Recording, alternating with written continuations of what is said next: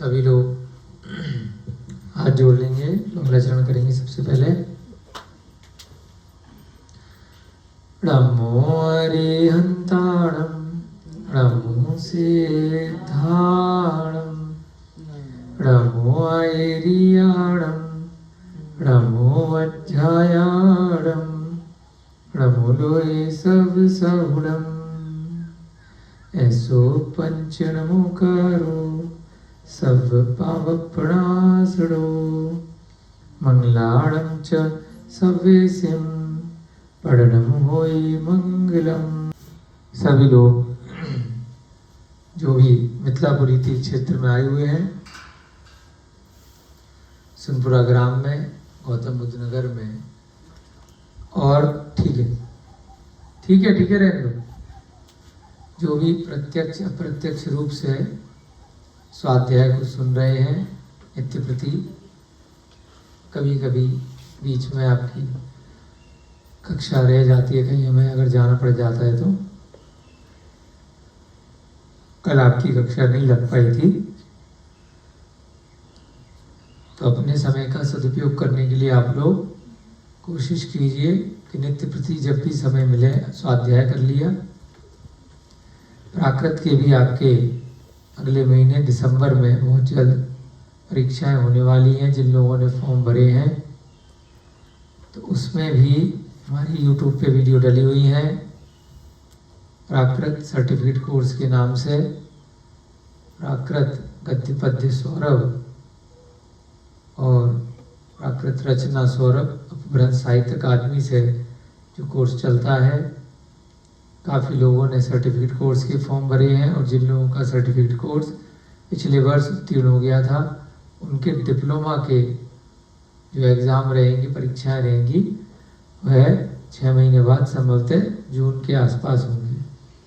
तो अभी certificate course वाले लोग ऑनलाइन वीडियो से देख सकते हैं, या हमसे पूछ सकते हैं कुछ समझ में नहीं आए, या बाकी लोग जो एग्ज़ाम यहाँ गुरुकुल में पास कर चुके हैं उनसे सीख सकते हैं। समय कम है, प्रतिदिन 2 से 3 घंटे प्राकृत वाले लोग पुस्तकों से देख करके 2 जो भाग हैं पुस्तकों के, उससे अभ्यास निरंतर चालू कर दें, जिससे अच्छे से आप परीक्षा में उत्तीर्ण कर पाएं और फिर आगे ग्रंथों का कार्य कर सकें।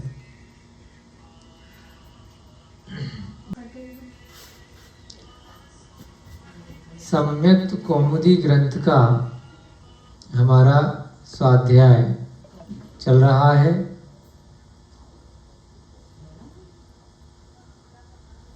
मुख्य रूप से हमने देखने का प्रयास किया था, तो इस ग्रंथ के मूल रचयिता का नाम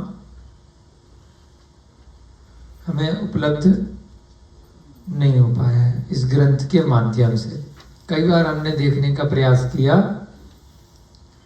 कई बार पुराने आचार्य, बहुत बड़े बड़े आचार्य ऐसे रहे हैं जिन्होंने ग्रंथों की रचना तो किया है, परंतु अपने नाम के लिए, ख्याति इत्यादि के लिए न कर कर उन्होंने सिर्फ ग्रंथों की रचना करी है।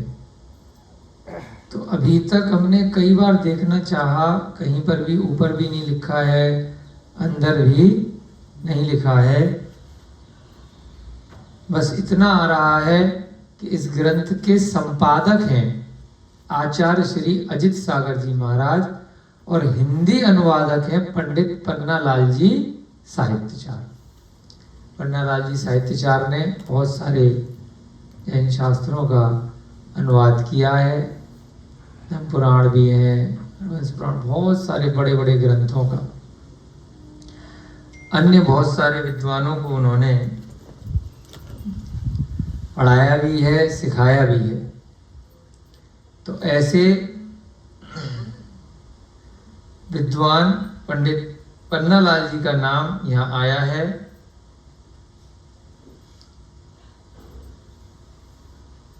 परंतु मुख्य इसके रचनाकर्ता कौन थे उसका नाम नहीं मिल पाया। फिर भी जिन्होंने भी इस ग्रंथ की रचना करी है उनको हम अपने मन वचन काय से साधुवाद देते हैं, उनको भी शीघ्र मोक्ष की प्राप्ति हो, निर्वाण की प्राप्ति हो, ऐसी हम अनुमोदना करते हैं। कितना सुंदर ग्रंथ, मूलतः यह संस्कृत भाषा का ग्रंथ है, नीचे उसकी हिंदी अनुवाद किया गया है।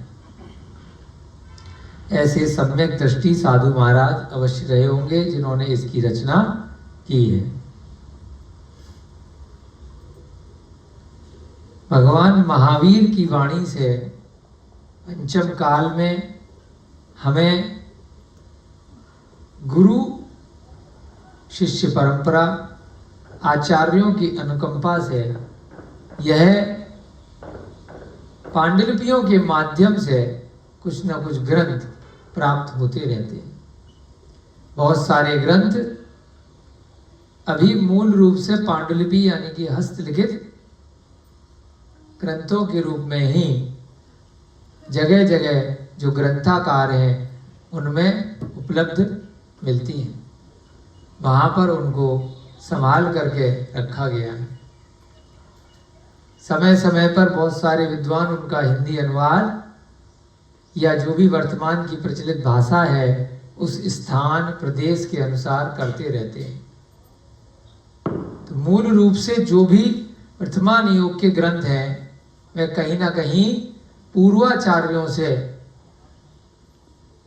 या उनकी परंपरा में किसी अन्य विद्वान ने लिखे होते। कई बार जैसे एक ग्रंथ हस्तलिखित लिख दिया किसी आचार्य ने, उसके बाद फिर वह ग्रंथ, जैसे अभी वर्तमान में हम फोटो कॉपी कर लेते हैं, एक बार ग्रंथ हमने प्रिंटिंग में दे दिया तो 1000 कॉपी छप गई, 2000 कॉपी छप गई, 10,000 कॉपी छप गई, जितनी आवश्यकता है। हस्तलिखित ग्रंथ आज से 50 साल पहले, 100 साल पहले तो कोई प्रिंटिंग प्रेस नहीं थी, ऐसी कोई कंप्यूटर नहीं थे कि बटन दबाया और प्रिंट निकल गए। अगर उसकी कॉपी भी बनाई जानी है तो दोबारा से हाथ से पूरा ग्रंथ लिखते थे देख देख कर। तो बहुत विशेष रूप से, जैसे अभी आप बीटेक कर रहे हैं, इंजीनियरिंग कर रहे हैं, एमए कर रहे हैं, बीए कर रहे हैं, तो इसके भी कोर्सेज होते थे कि ग्रंथ को देख करके ग्रंथ लिखना है, उसमें अपने विचार नहीं डालने, कॉपी करने का, ये भी एक रोजगार होता था। उसके लिए जिन लोगों की हैंडराइटिंग अच्छी है ना, वो ऐसे विद्वान बनते थे। और पहले तो जैसे देख देख करके लिखते थे, आप जैसे सुन सुन करके सीख रहे हैं, जब विद्वान बन जाएंगे तो खुद भी बोलने लग सकते हैं। तो कोई भी व्यक्ति देख करके लिख रहा है तो कुछ दिमाग में तो जाएगा ही उसके, पढ़ेगा तो है ही तभी तो लिखेगा। तो पढ़ पढ़ करके वो भी विद्वान बन जाते थे जो केवल ग्रंथ को कॉपी करने का काम करते हैं। कई बार ऐसे प्रसंग भी आते हैं कि जब ग्रंथ की कॉपी हुई, अब पूरे इतने सारे कागज लिखने हैं, धीरे धीरे इंक बनाएंगे, कागज हाथ से बनाया जाएगा, है ना, फिर डुबो डुबो करके एक एक शब्द धीरे धीरे लिखा जाएगा। जब पूरा ग्रंथ कॉपी भी हो जाती थी तो उसको बहुत अच्छे से जैसे आप लोग संभाल करके रखते हैं। तो विशेष रूप से जब कभी ऐसे स्थान पर राजा के पास जाना है, किसी बड़े परिवार में किसी व्यक्ति के पास जाना है, किसी साधु के पास जाना है, तो अभी आप क्या करते हो, गिफ्ट लेकर के जाते हो। मिठाई का डिब्बा खरीदा, चौराहे पैसे और ले गए, नमकीन खरीदे, चॉकलेट खरीदी, सामान कपड़े खरीदे, ले गए। तो पहले क्या देते थे, ग्रंथ देते थे। और जो राजा महाराजा इत्यादि विद्वान लोग होते थे, बड़े लोग होते थे, उसको सर पे रख करके उसकी पूजा करते थे कि आज तो मैं धन्य हो गया। एक एक साल, दो दो साल में एक ग्रंथ लिखा जाता था। कई बार विशेष अनुरोध से बड़े लोग, राजा लोग, बड़े मंत्री लोग किसी विद्वान से, मुनि महाराज से अनुग्रह करते थे, आग्रह करते थे कि हमें इस विषय पर कोई ग्रंथ लिखिए। तो जब वह ग्रंथ पूरा हो जाता था तो पूरे नगर में, पूरे स्थान पर पूरा जुलूस निकलता था, उसको पालकी में विराजमान करके रथ यात्रा निकाली जाती थी एक एक ग्रंथ के लिए कि आज यह ग्रंथ संपूर्ण हुआ है। बहुत बड़ा महा उत्सव मनाया जाता था। उस समय लोगों को इन ग्रंथों की कीमत थी। आज क्या है, पढ़े हुए अपने अभी हस्तलिखित ग्रंथों का हमने संकलन किया है, तो हम भी अभी बहुत अच्छे से उनको नहीं रख पा रहे हैं। जगह की कमी, स्थान की कमी, लोग जो है उसको संभालने वाले नहीं हैं, पढ़ने वाले नहीं हैं, तो कई बार ऐसी हो जाता अलमारियों में रखे हुए हैं। और एक एक ग्रंथ कितनी मुश्किलों से कैसे कैसे बनाए, कई कई साल में कैसे कागज बना, कैसे इंक बनी, कैसे लिखा गया। और जब मूल ग्रंथ है तो कितने बड़े आचार्य के उनके हाथों से वो लिखा गया है, जो मोक्षगामी है, जो भगवान बनने की ओर अग्रसर है। हम सिर्फ भगवान को अपने ख्याल में ला करके ही, जिस भी धर्म को जो लोग मानते हैं, उनके जो भी श्रद्धा से जो भगवान है, जिनके कृष्ण जी हैं, जिनके कोई देवी जी हैं, जिनके कोई विष्णु जी हैं, जिनके कोई महेश जी हैं, किसी के महावीर हैं, किसी के ईसा मसीह हैं, किसी के अल्लाह हैं, तो किसी के बुद्ध हैं। अलग अलग धर्मों में, संप्रदाय में किसी के शिव जी हैं, बहुत सारे भगवान होते हैं। जब हम अपने संप्रदाय में अपनी मान्यता के अनुसार उन भगवान को जिस प्रकार से हम दर्जा देते हैं, ऐसे ही जैन संप्रदाय में सबसे बड़ा जो दर्जा दिया गया है वो जिनेन भगवान की वाणी को दिया गया है। वही वाणी इन ग्रंथों के रूप में हम तक पहुंच रही है। अब काल परंपरा से लोगों की भाषाएं चेंज हो जाती हैं। आपके बच्चे मंजू दीदी स्कूल में पढ़ते होंगे, अंग्रेजी भी सीख रहे होंगे, आपके भी पढ़ रहे होंगे, सबके पढ़ रहे होंगे। तो 10-20 साल पहले जो आप गांव में भाषा बोलते होगे, अपने रिश्तेदारों से भाषा बोलते होगे, बच्चे कुछ ना कुछ स्कूल में सीख करके नए नए शब्द आपसे, कुछ अंग्रेजी के, कुछ पंजाबी के, कुछ उर्दू के, कुछ बिहारी के, कुछ हिंदी के, क्योंकि उनके स्कूल में बहुत सारे लोग मिलते हैं, बहुत सारी किताबों से वो पढ़ते हैं, अलग अलग टीचर मिलते हैं। जहाँ ऑफिस में काम करते हैं तो बहुत सारी जगह के लोग आते हैं, उसका प्रभाव रहता है। तो 15 से 20 साल के अंदर भाषा उस स्थान की काफी हद तक बदलने लगती है। दिल्ली में भी, जैसे अपन लोग दिल्ली एनसीआर में रहते हैं, तो पिछले 100 साल के अंदर बहुत सारे पंजाबी लोग आए, पाकिस्तान से इधर शिफ्ट हुए, कश्मीर के भी लोग आए, साउथ से भी आए, कर्नाटक से भी आए, यूपी वाले भी हम लोग आए, है ना, हरियाणा के भी लोग आए। हरियाणा वालों की अलग भाषा है, पंजाबियों की अलग भाषा है, उत्तराखंड की अलग भाषा है, तो वो सब मिक्स हो जाती है वो भाषा। तो समय समय पर उस समय के अनुसार अनुवाद करना पड़ता है।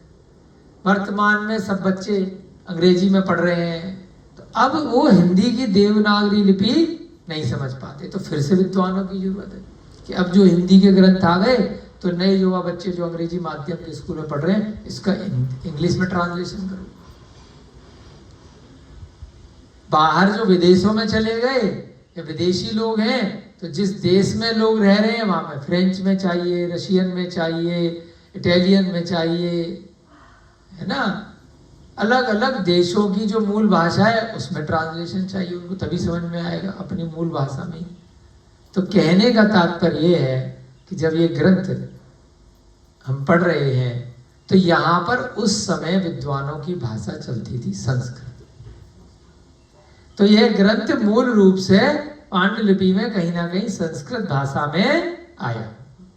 तो वर्तमान काल के ऐसे ही साहित्याचार्य रहे पंडित पन्नालाल जी, जिन्होंने कुछ दशक पूर्व, दशक बोलते 10 साल, 10, 20, 30, 40 साल पहले ही, जब तक वे जीवित थे, उन्होंने वर्तमान काल की हिंदी भाषा, जो सरलतम भाषा हम लोगों के लिए अभी है, ऐसी भाषा में इन ग्रंथों का अनुवाद किया। तो ऐसे विद्वानों का भी हमारे ऊपर बहुत उपकार रहा है, अनुकंपा रही है कि अभी वर्तमान में हमारी जो आम बोलचाल की भाषा है, इस स्थान में उत्तर प्रदेश, दिल्ली के आसपास हिंदी भाषा वर्तमान में प्रचलित है, हम लोगों की समझ में आती है। तो ऐसी भाषा में इन ग्रंथों का अनुवाद किया है। उसमें भी हम लोग जब ये पढ़ते हैं तो बहुत कई बार लगता है बहुत भारी भारी से शब्द हैं, समझ में कम आ रहे हैं, तो इजी नहीं है, सरल नहीं है। क्यों? सरल उस समय के हिसाब से है, परंतु इसको भी लिख के 20-30 साल हो गए, हिंदी करे भी, तो हमें लगता है कि ये तो ग्रंथों की बड़ी भारी भारी लेखनी की भाषा है। 20 साल बाद अभी जो हमारी बोलचाल की भाषा है, ये 20 साल बाद बच्चों को जो बड़े हो जाएंगे, अपन लोग बूढ़े हो जाएंगे, तो उन्हें अभी की भाषा भारी लगेगी कि ये शब्द बहुत कम सुने हैं अपन ने। ऐसे ही निरंतर 20-25-30 साल बाद भाषा बदलती रहती है, क्योंकि भाषा भी पुद्गल है। जैसे आपको कई कक्षाओं से बता रहे हैं, यह शरीर भी पुद्गल है।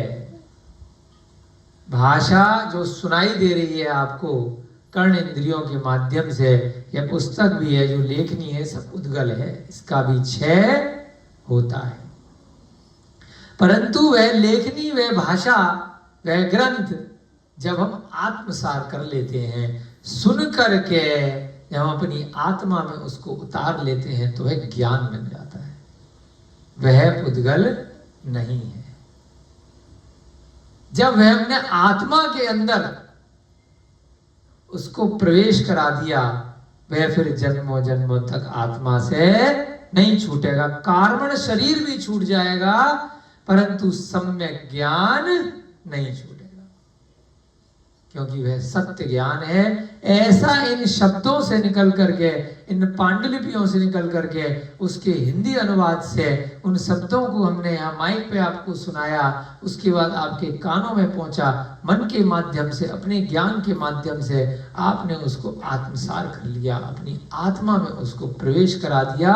वह सदा सदा के लिए चिर स्थायी होकर के उस आत्मा में रहेगा। चाहे आपके शरीर का मरण भी क्यों ना हो जाए, फिर भी आपको अगले जन्मों तक भी यह सम्यक ज्ञान, आपके जो भी आपको शरीर मिलेगा उसके बाद, क्योंकि उस आत्मा का ज्ञान है, वो आपको किसी न किसी रूप में आ जाएगा। भले ही पूरी तरीके से आपको पिछले भव की कुछ भी स्मरण ना रहे, कुछ भी मेमोरी ना रहे, मैं कहाँ पैदा हुआ था, मैं हाथी का बच्चा था कि शेर का बच्चा था, मैं बिल्ली का बच्चा था कि कुत्ते का बच्चा था, कुछ भी भले ही याद ना रहे, फिर भी आपको यह सम्यक ज्ञान कभी भी आपको याद आ सकता है।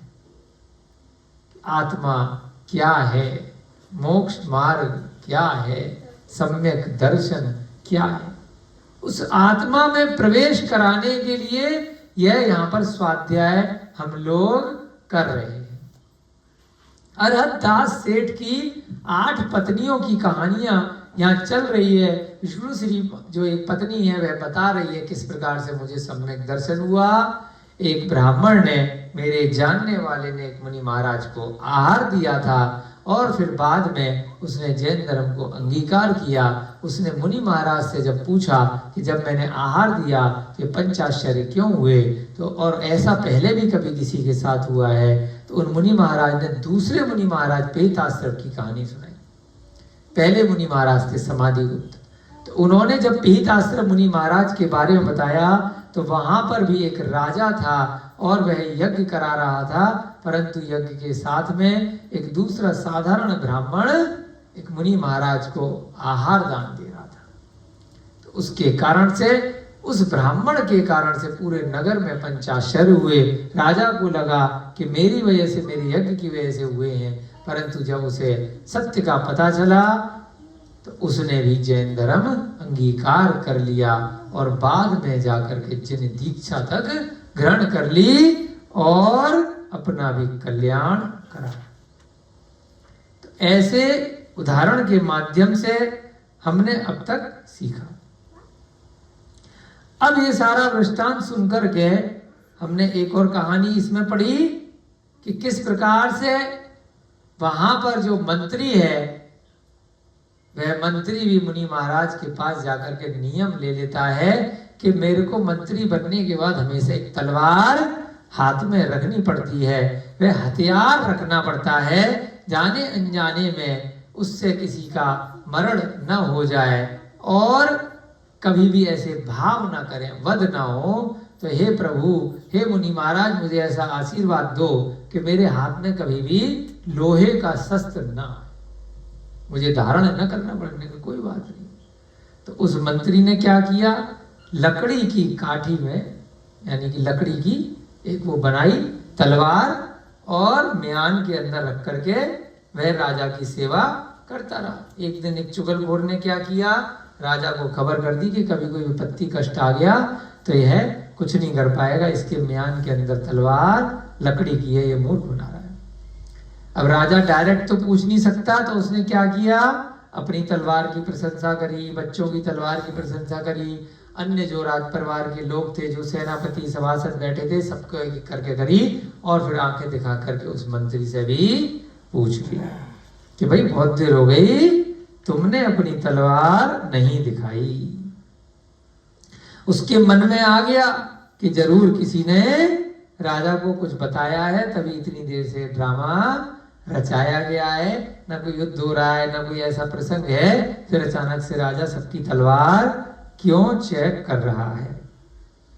तो ऐसा प्रसंग आने पर उसने अपने मन में यह नियम लिया कि मैंने जो भी नियम लिए हैं, अगर मेरा सम्यक दर्शन पक्का है, मेरे देव शास्त्र गुरु के ऊपर मुझे पक्का श्रद्धान है, तो उसने बस अपने मन में, हो सकता है 9 बार नमोकार मंत्र पढ़ा हो, या कुछ भी, जैसे अभी प्रथा है ना कि कुछ भी अपनी है ना दिक्कत है, उपसर्ग इत्यादि है, तो कुछ मन में 9 बार नमोकार मंत्र पढ़ो, वर्तमान मंत्र पढ़ो, अपने इष्ट देव की आराधना करो।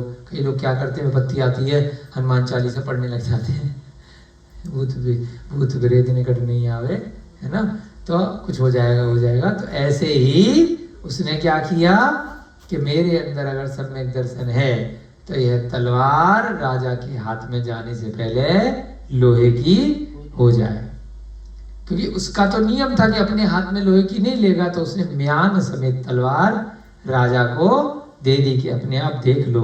जब राजा ने म्यान से तलवार निकाली, तो सूर्य के समान चमकती हुई लोहे की देखी गई। अब राजा ने उससे कहा, जो चुगली कर रहा था, कि भाई तू झूठ बोलता है, इतने अच्छे मंत्री का तू झूठी कंप्लेन करता है।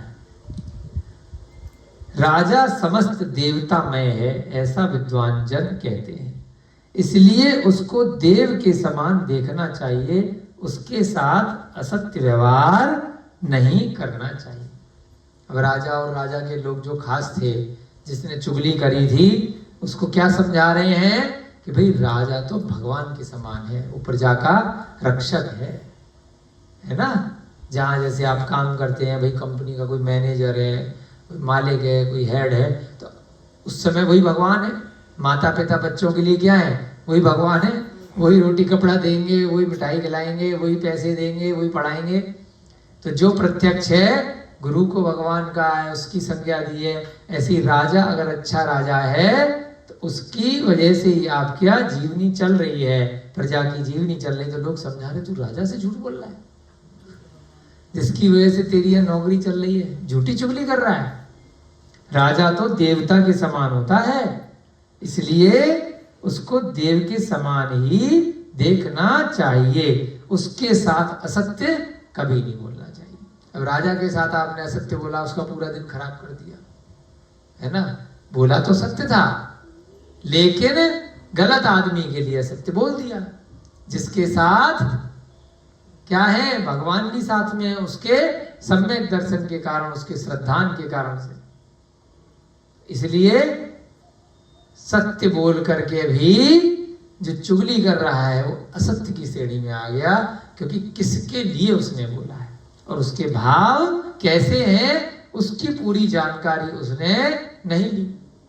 उसके भाव क्या थे मंत्री के, कि मेरे हाथों से किसी भी गलती से भी ऐसे भाव ना हो कि मैं किसी को बेमतलब में मारने के लिए वो तलवार निकालूं। तो इन अच्छे भावों से उसने काष्ठ की तलवार ग्रहण करी थी, परंतु चुगली करने वाला तो सत्य बोल रहा था, फिर भी उसको असत्य माना गया, क्योंकि जिस व्यक्ति के लिए उसने बोला, उसकी जो भावना थी कि नीचा दिखाना है उसको, राजा का खास है, राजा की नजर में गिर जाएगा तो मैं ऊपर बढ़ जाऊंगा। तो इस भावना से उसने चुगली करी थी। परंतु इसके कहने में कारण है, इसलिए इस पर क्रोध मत कीजिए, इसने जो कुछ कहा है वह सत्य है। अब मंत्री क्या कह रहा है? मंत्री उसको बचा रहा है, कमाल है। यही तो सम्यक दर्शन की महिमा है। जैसे ही सब लोग उस पर क्रोध करने लगे कि अब तो तेरी नौकरी गई, तूने झूठ बोला है, देख तूने लकड़ी की बोली थी अंदर तो सही निकली है, तो असत्य बोलता है, तू राजा का हितकारी नहीं है। हमारे यहाँ भी हो जाता है ना, कई बार सबके साथ होता है घर परिवार में, एक भाई ने दूसरे भाई के लिए कुछ बोल दिया, बहन ने कुछ बोला कि माताजी पिताजी इसको डांटेंगे मारेंगे मजा आएगा, परंतु वो चीज नहीं निकली तो उसी को डांट पड़ती कि तू झूठ बोल रहा है। तो यहाँ भी यही हुआ। परंतु उस मंत्री ने क्या किया, सोम शर्मा ने, उसने कहा यह सत्य बोल रहा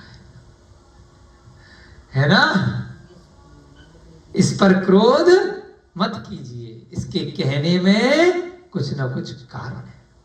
अब अपनी गलती को मान रहा है। अब देखिए इसने जो कुछ कहा है वह सब, कितनी बड़ी बात बोल रहा है। यही तो है जैन दर्शन, है ना संकल्प जी? सुन रहा हूं, बहुत बड़ी गंभीर बातें आ रही हैं। अब उसकी नौकरी चली जाती है इसकी वजह से बेमतलब में। वो तो सत्य बोल रहा था, नॉर्मली तो चुगली कर रहा था कि इसने चोरी करी है, इसने गलत काम किया है। कल को अगर कोई शत्रु आ गया, कोई बात हो गई तो लकड़ी की काठी से कैसे बचाएगा, लकड़ी की तलवार से? तो ये तो सच बोल रहा था कि कोई दूसरा सेनापति रख लो, दूसरा मंत्री रख लो, ये तो नकली है। पीछे जैसे मान लीजिए खिलौने सजा दिए राजा ने, है ना, तलवार ले लेकर के, तो उससे कोई शत्रु डर जाएगा क्या? नहीं डरेगा ना। अगर गार्ड रखना है अपनी सुरक्षा के लिए, राज्य की सुरक्षा के लिए, तो प्रधानमंत्री नकली गार्ड लेकर के घूमे। मंत्री है, प्रधानमंत्री है, कोई बड़ा ऐसा अफसर है, पुलिस वाले हैं, कोई भी चीज है जिसकी सुरक्षा इसलिए जरूरी होती है कि भाई वो देश की राष्ट्र के लिए रहते हैं। तो लोग राजनीतिक में जो लोग आ जाते हैं उनको दुश्मन मान लेते हैं, जो आतंकवादी हैं, जो ऐसे दुष्ट लोग हैं कि थोड़ा डिस्टरबेंस हो जाएगा राज्य में अगर इनको मार दिया जाएगा, इनको कष्ट दिया जाएगा। तो इसलिए अगर वो नकली लोग लेकर के घूमे तो फिर कैसे व्यवस्था बनेगी? तो अगर कोई बंदूक खाली लेकर के घूम रहा है, उसकी सुरक्षा का गार्ड प्रधानमंत्री का, है ना, गन लेकर तो घूम रहा है, पटाखे वाली लेकर घूम रहा है, पट्ट पट्ट गुब्बारे फोड़ने वाली, तो कोई ना कोई अगर हितैषी होगा कई मंदिरों पे सुरक्षा के लिए, तो कौन चेक कर रहा है? तो ऐसे ही यहां पर हुआ। पूरी जो बीच का रह गया है वो उसमें डाल देना है ना। ऐसे लोग बहुत मिलेंगे जो बुरा करने वाले का बाद में बुरा सोचते हैं या बुरा करते हैं बदले की भावना। ऐसे लोग भी मिल जाएंगे जिन्होंने आपका अच्छा किया है, परंतु अब आपका काम निकल गया और जब आपको बदले में उपकार करने का मौका लगा तब आप उनका जो व्यवहार है उपकार नहीं मान रहे। समझ गए ना? और एक तीसरी कैटेगरी है, आपका किसी ने हेल्प किया, उपकार किया और बदले में आपने उसका उपकार किया कि जब जरूरत मुझे पड़ी थी, इसने मुझे उधार दिया था, इसने मेरी दुकान चालू करवाई थी, इसने मुझे जब मैं गरीब था, भूखा था, भोजन कराया था, बड़ी हेल्प करी, है ना। अभिषेक जी बड़े लोगों की हेल्प करते रहते हैं ना, बच्चों की पढ़ाने में, कपड़े में, खाने में। तो बदले में जब वह बच्चा बड़ा हो गया तो उसने भी आपका भला किया। 3 कैटेगरी आ गई समझ में। पहली कैटेगरी, जिसने आपका बुरा किया, उसका बदले में आपने बुराई किया, बदला लिया कि इसने मेरा ये किया है, मैं इसको मौका मिलने पे छोड़ूंगा नहीं। जब मिल गया अकेला दे दे दे पेल दिया। उसने थप्पड़ मारा था, आपने पत्थर मारा, उसने डंडे से मारा था, आपने गोली से मार दिया, जान से ही मार दिया। इसने मेरी जमीन पे कब्जा किया है, मैं इसका ये कर दूंगा। इसने मेरे साथ झगड़ा किया, मैं अब इससे कोर्ट में घसीटूंगा, इसने मेरा 1000 रुपये का नुकसान किया, मैं इसका 1 लाख का करूंगा। तो ऐसे भी बहुत है, बदले के बदले बदला, मतलब बुरे के बदले बुरा कर देना, हिसाब बराबर। दूसरा है किसी ने आपका भला किया तो बदले में आपने भला कर दिया, हमेशा उसका कृतज्ञता रखी। तीसरा है किसी ने आपका भला किया, अच्छा किया, और बदले में आपने उसका बुरा किया। लोन लिया किसी से, बैंक वाले से भी लिया, तो जब चाहिए था तो बहुत आगे पीछे घूम रहे थे, बहुत उपकार मान रहे थे। जब बैंक वाला आया मांगने के लिए, फोन किया तो डंडा लेके खड़े हो, धमकियां दे रहे हो, करके दिखा, लेके दिखा वापस।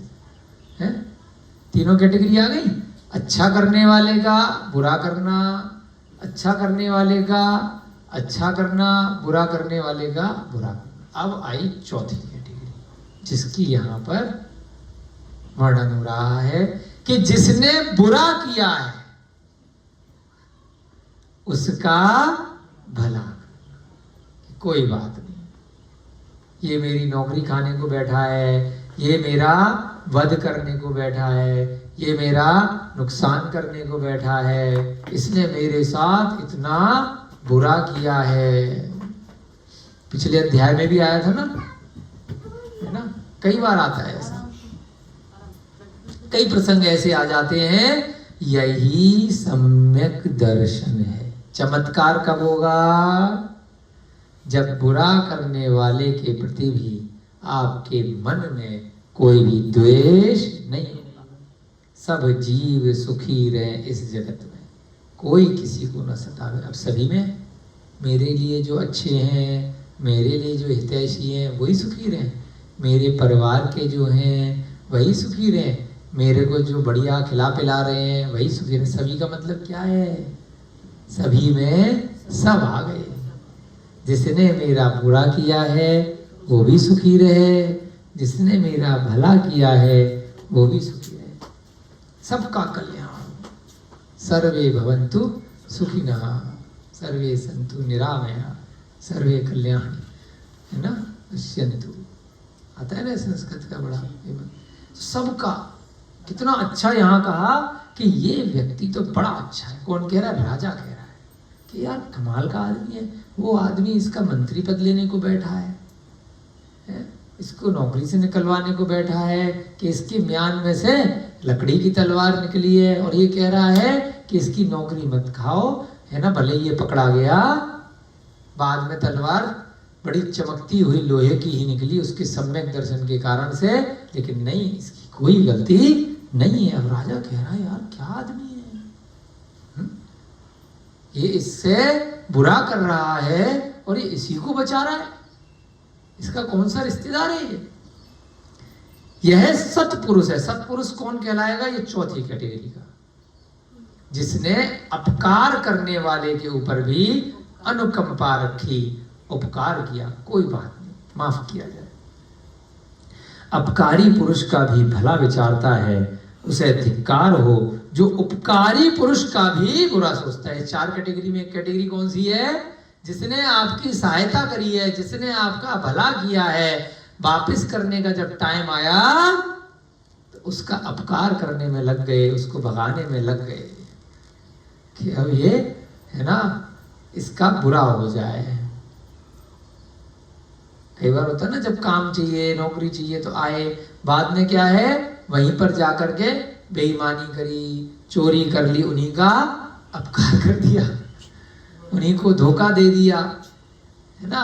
कहीं पर पार्टनरशिप में धोखाधड़ी कर दी। कई बच्चे अपने माँ बाप के साथ गलत व्यवहार कर देते हैं, उपकार माँ बाप ने किया, गुरु के साथ कर देते हैं, अपने धर्म के साथ कर देते हैं, जिनकी वजह से सब होते हैं।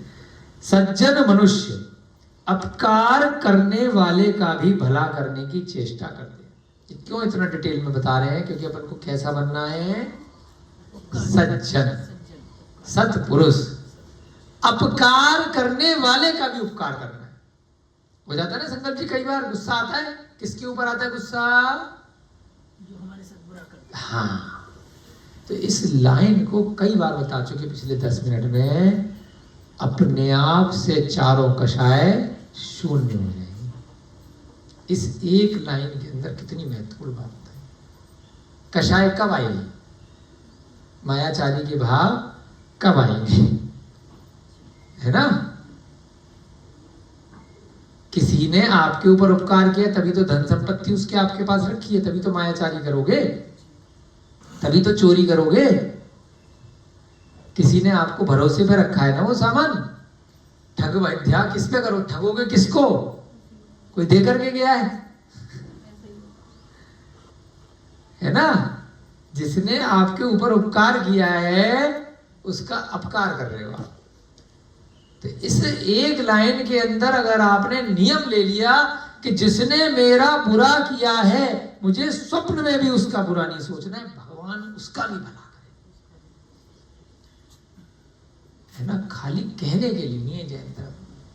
जैन धर्म प्रवचन के लिए नहीं है, क्लास पढ़ाने के लिए नहीं है, एग्जाम पास करने के लिए नहीं है, वीडियो बन रही है तो मुस्कुराने के लिए नहीं है। वीडियो बंद होने के बाद आपका व्यवहार कैसा है, आपने ग्रंथ को कितना आत्मसार किया है। जैन धर्म बाकी दर्शनों से अलग क्यों है, क्योंकि जैन दर्शन चरित्र का दर्शन है। चारित्र में जिसने धारण किया है उसको गुरु बोला है। विद्वान, अच्छा वक्ता, अच्छा लेखक, है ना, अच्छा बहुत एक दर्शनार्थी, अच्छा ऐसा विचारक, उस वजह से भी आए बहुत आए, उनको गुरु नहीं बोला। गुरु किसको बोला है जैन दर्शन में? आचार्य विद्यासागर महाराज की जय, आचार्य शांति सागर महाराज की जय, कुंद सागर महाराज की जय। क्यों? जरूरी नहीं ज्ञान हो, चारित्र। भगवान महावीर दीक्षा लेने के बाद कितने वर्षों तक तो मौन ही रहे, 13-14 वर्ष तक है, जब तक वाणी नहीं गिरी, जब तक कितने दिनों तक केवल ज्ञान के बाद भी गौतम गढ़धर आए, और दीक्षा लेने के बाद तो मौन ही रहे कितने कितने वर्षों तक। चारित्र ग्रहण कर लिया, भले ही बोलना शुरू नहीं किया। ऐसे ही इसमें एकमात्र दर्शन है जिसमें बस चारित्र की पूजा, मूर्ति कुछ बोलती है, अपन लग जाते हैं ना उसको हर प्रकार से। जहाँ पंचामृत होता है वहाँ पंचामृत, जहाँ जल से होता है वहाँ जल से, जहाँ कुछ नहीं होता है वहाँ भक्ति से, आरती से, पूजन से। क्यों लग रहे हैं? कुछ बोल रही है, फिर भी भावों के माध्यम से, विश्वास के कारण से, क्योंकि उन्होंने चारित्र ग्रहण किया था। उसकी वर्णनाएं तो अब आपको ज्ञान से पता चली ना, परंतु निर्ग्रंथ है ना, दिगंबर प्रतिमा है, उन्होंने चारित्र ग्रहण किया था, चारित्र का स्वरूप है। इसलिए इतनी भक्ति के साथ हम पूजा अर्चना करते हैं। हम भी किसी दिन वैसा बने। यहाँ कितनी बड़ी बात बोली है कि सज्जन पुरुष अपकार करने वाले का भी भला करने की चेष्टा करते हैं। अपने को एक ग्रंथ आत्मसार करके बार बार चिंतन करके सीखना है कि ठीक है, हम और आप भी जानते हैं कि 1 घंटे तक आप लोग सुनेंगे, उसके बाद फिर जब मौका मिलेगा तो लड़ाई झगड़ा पति पत्नी का भी होगा, बच्चों से भी होगा, व्यापार में भी होगा, कषाय है, लेकिन रोज सुनते रहेंगे। उसके बाद बार बार उसका चिंतन करते रहेंगे, तो जैसे कछुआ धीरे धीरे रेस जीत जाता है ना। आज जरूरी नहीं है परिवर्तन आए आपके आचार विचारों में, हमारे आचार विचारों में, लेकिन निरंतर अभ्यास से।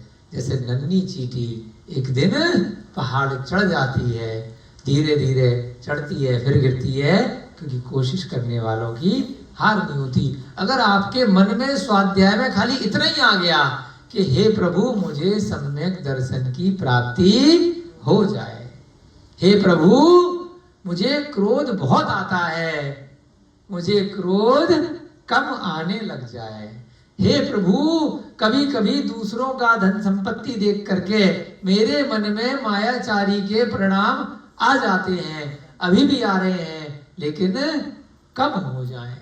हे प्रभु दूसरे का देख करके परिग्रह की भावना आ जाती है, बहुत रखने की ममता के परिणाम आ जाते हैं, कम हो जाए।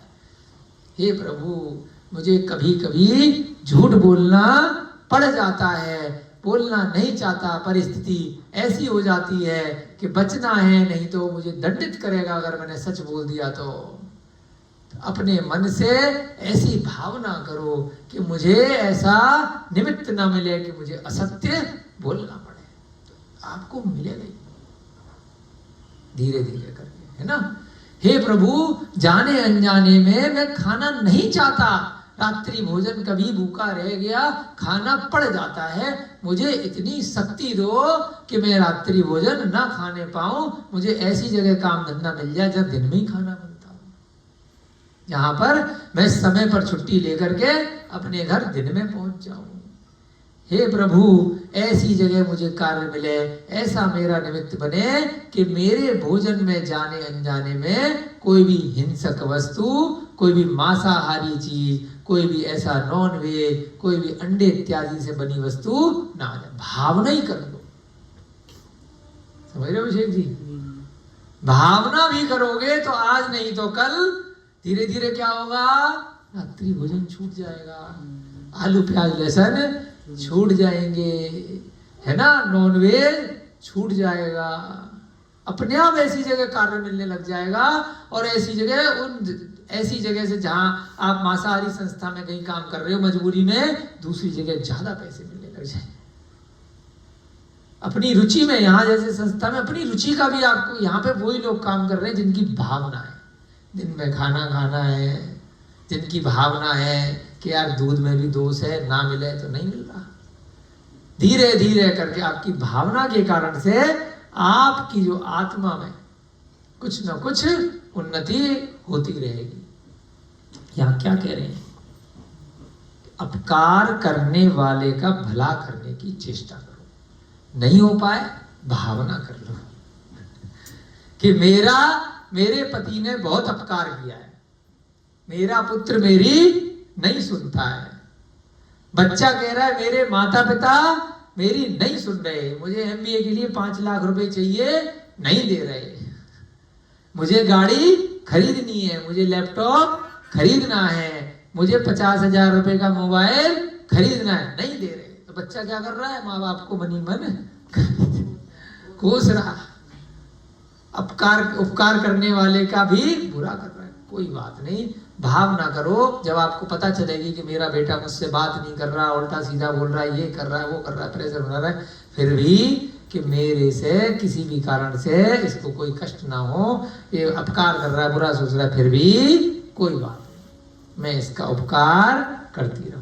जैसे आप अपने पुत्र के लिए सोचते हो ना, वो उल्टा सीधा आपको बोल रहा है फिर भी कि मेरी वजह से इसका कुछ बुरा नहीं हो जाए, तो इस संसार के सारे लोगों को पुत्रवत, भाईवत, बहनवत व्यवहार करो, मातावत, परिवार के सदस्य समझो, अपकार करने वाले का भी भला करने की चेष्टा करोगे तो क्या कहलाओगे, सज्जन कहलाओगे।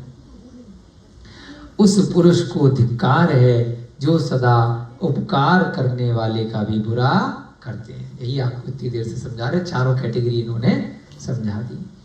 दूसरे के गुणों को नष्ट करने वाले दुर्जनों की भी बड़ी चतुराई है। दुर्जन कैसे होते हैं, संकल्प भैया में मान लीजिए बहुत गुण है, उनके गुण तो नहीं देख रहे, एक अवगुण किसी चीज का देख लिया और फिर उसकी चुगली करने लग गए बड़ी चतुराई के साथ में।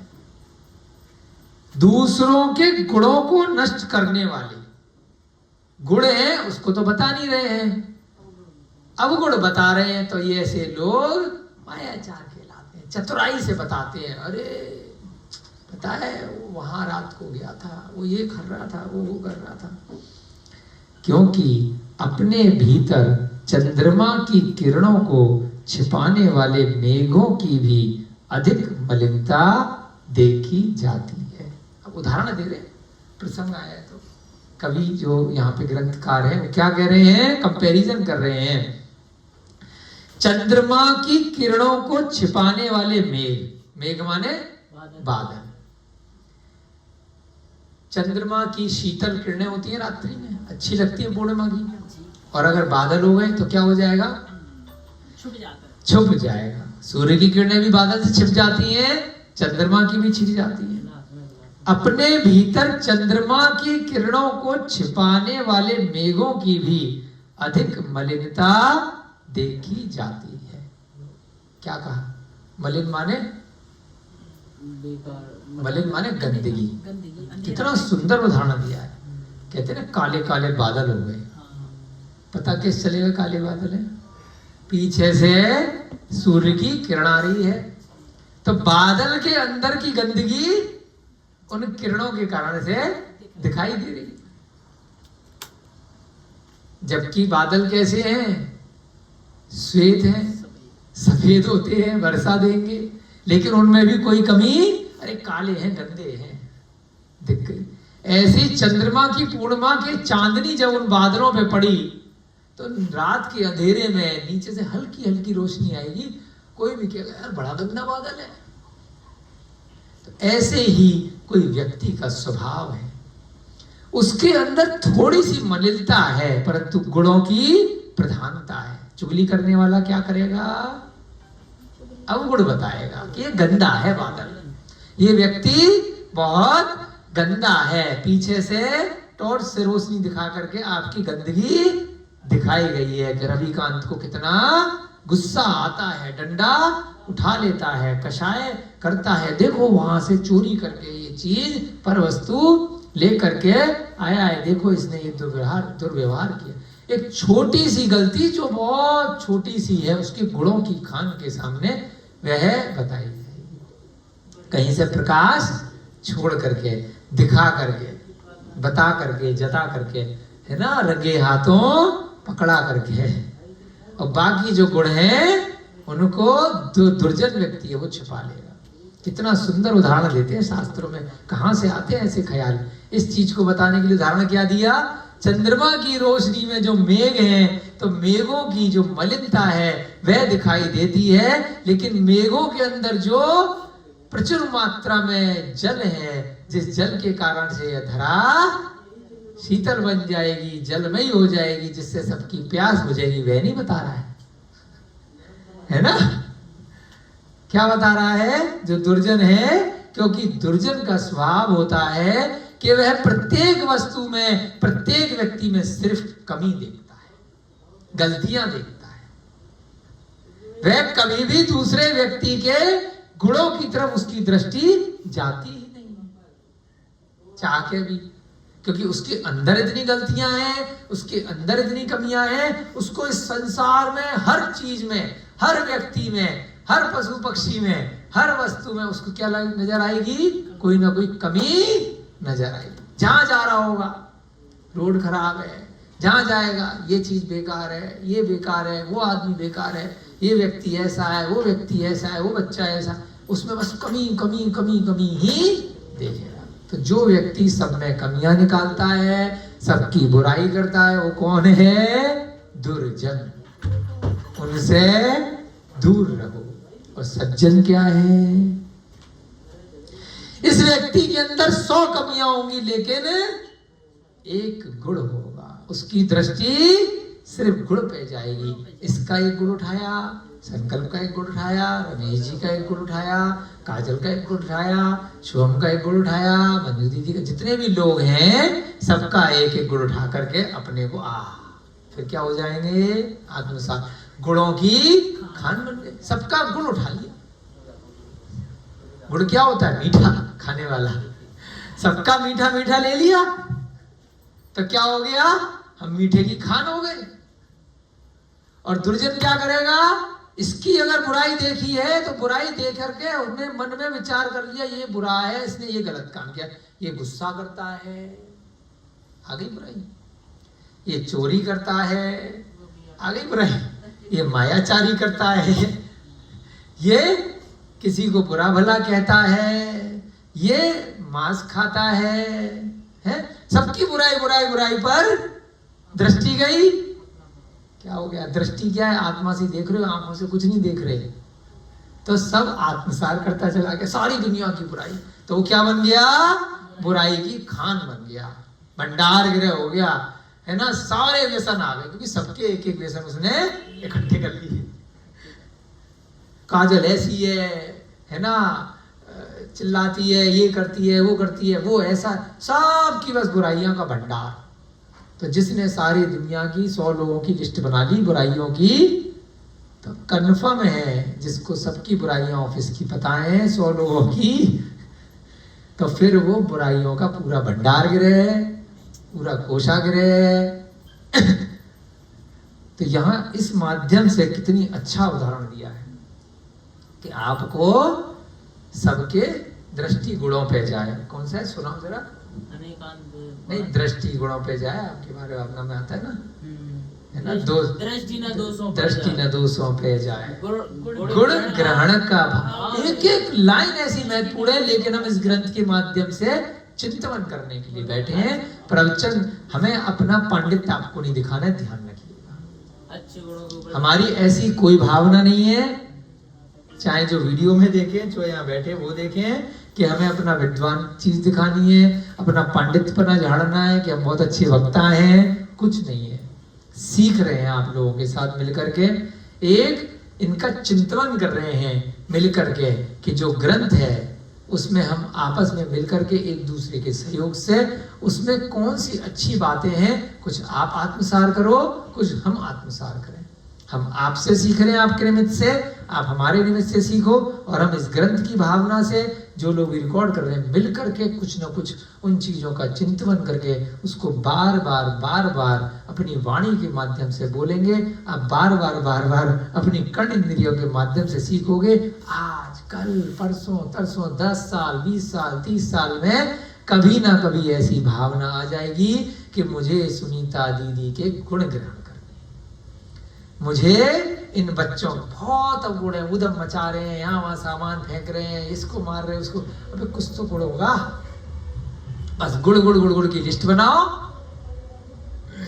और बस अपने आप से उनका चिंतन करो, सारे गुण आपके अंदर आ जाएंगे। आप क्या बन जाओगे, महापुरुष बन जाओगे। अच्छी सोच, अच्छी पर्सनालिटी बन जाती है। बस जल्दी से 5 मिनट में खत्म करेंगे, क्योंकि बीच में थोड़ा ब्रेक हो गया था, चिंतन ज्यादा हो गया आज। दानी मनुष्य, गुणी मनुष्य के लिए धन देता है। दानी मनुष्य जो दान करता है, किसके लिए धन देगा, अपनों से गुण में जो श्रेष्ठ है, उत्तम मध्यम जघन्य श्रेणी के जो पात्र हैं। तो कौन दान देगा, जो गृहस्थ श्रावक है, जो दान देने के योग्य है, वो मुनि महाराज को दान देंगे। अब मुनि महाराज गृहस्थ का चौका लगाएंगे क्या, गृहस्थ कौन है, राजा है। मुनि महाराज के पास तो कोई पैसा है नहीं, तो वो दाल रोटी बनाने के लिए, बेलने के लिए आ जाएंगे क्या, काम धंधे के लिए? क्यों? क्योंकि गुणों में प्रधानता किसकी है, मुनि महाराज की। सम्यक दर्शन, सम्यक चारित्र, सम्यक ज्ञान, गुण उनमें अधिक है। तो क्या कहा, दानी मनुष्य किसको दान देगा, जो गुणी मनुष्य है उससे ज्यादा, उसको धन दे देगा। अदानी लनुष्य उसे मना करता है। अब अदानी क्या होगा, अरे भाई तो यार गौतम अदानी तो वही नाम लिख दिया, नाम तो अदानी है लेकिन दान देने में उनकी श्रेष्ठता है।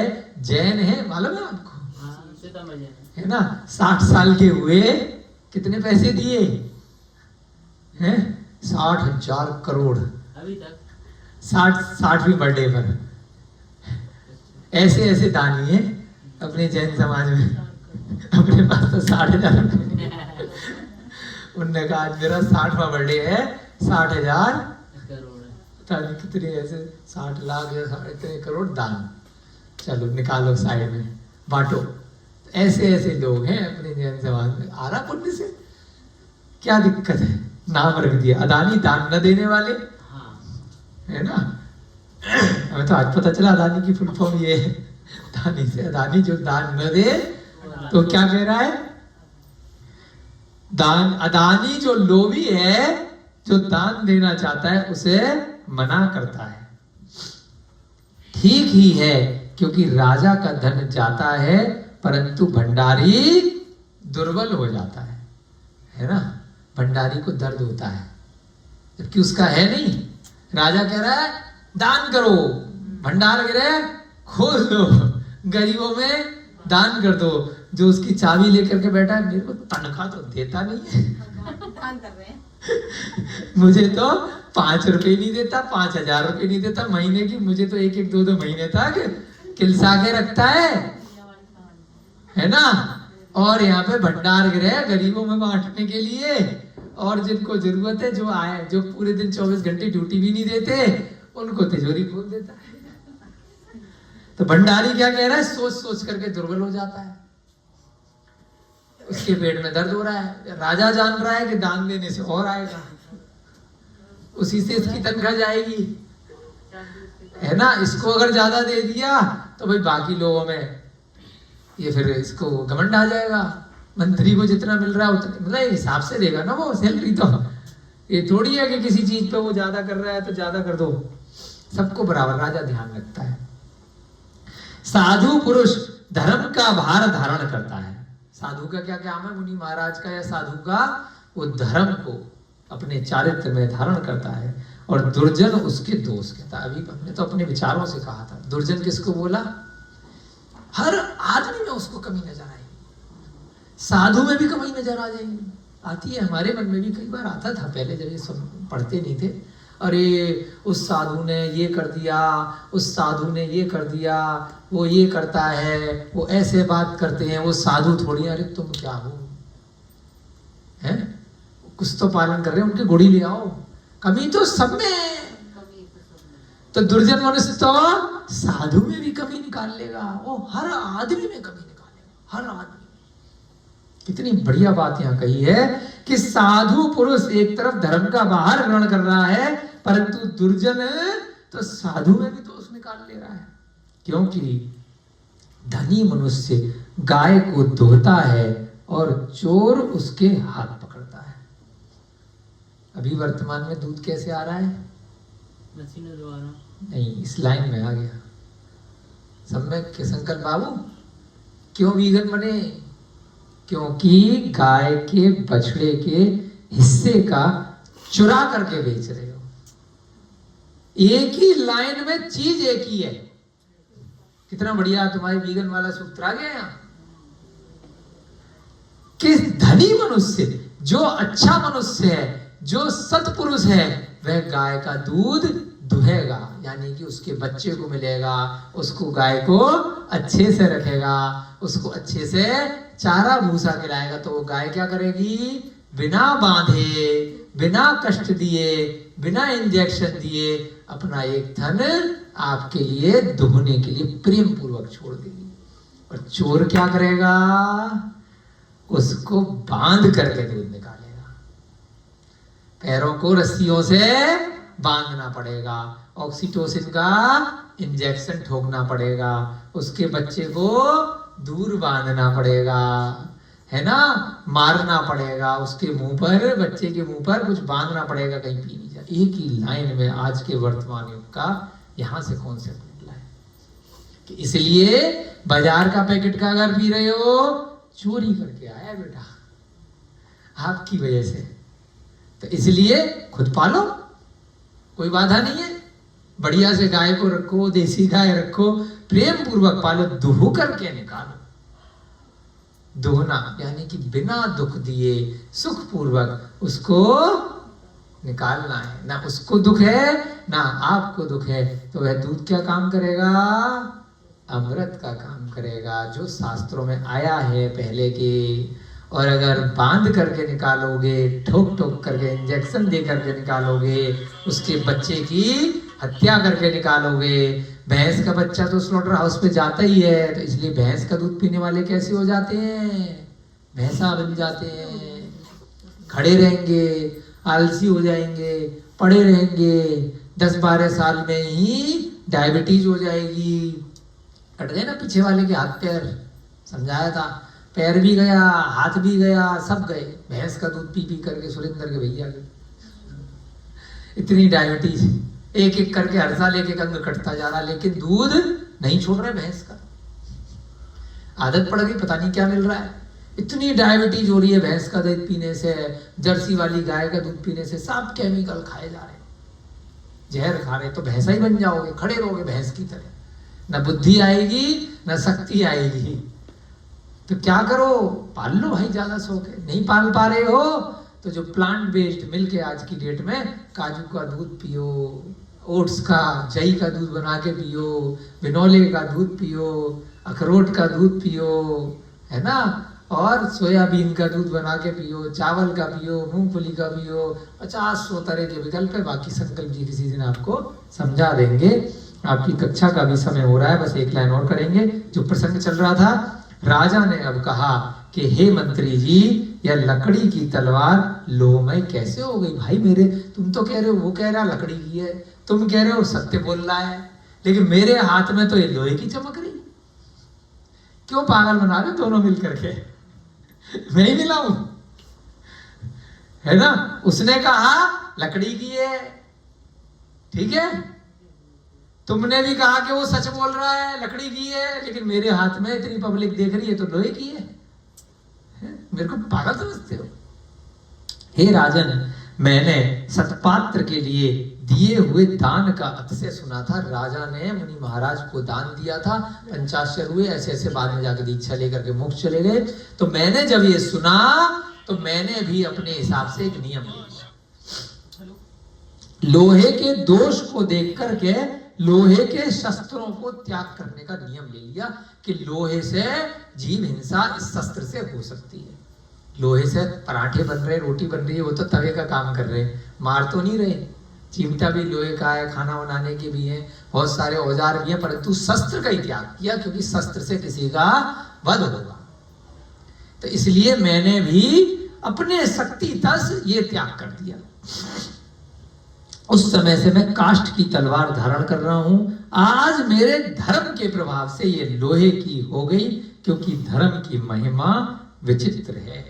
मैंने पहले तो खाली सुना था, आज मेरे साथ भी हो गया। आप भी अपने जीवन में ऐसा अवश्य कोई नियम लीजिएगा और परीक्षा करिएगा, इस पंचम काल में भी होगी। आपके साथ जरूर चमत्कार होगा और फिर आप अपने घर परिवार में हमें सबको बताना, है ना। सम्यक दर्शन आप सबका इसी प्रकार बढ़ता रहे, हमारा भी बढ़ता रहे। इन ग्रंथों को आत्मसार करो, जितना जिसके मन में आए उतना नियम लो अपनी अपनी शक्ति के अनुसार। जय बोले महावीर भगवान की, जय बोले अनंत सिद्ध परमेष्टि भगवानों की। सभी को जय जिनेन्द्र, जय तू जिनेन्द्र।